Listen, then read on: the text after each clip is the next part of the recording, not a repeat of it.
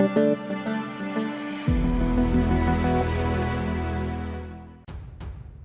to hard reset Vivo S1 Prime. Step 1. In the first step, switch off the mobile by pressing the power button for a couple of seconds. Step 2. After that, start pressing volume up plus power buttons for a couple of seconds. Step 3. When you see fast boot mode, let go of all buttons. For further detailed guide, please check the link in the description. There you will find further steps on how to hard reset your smartphone.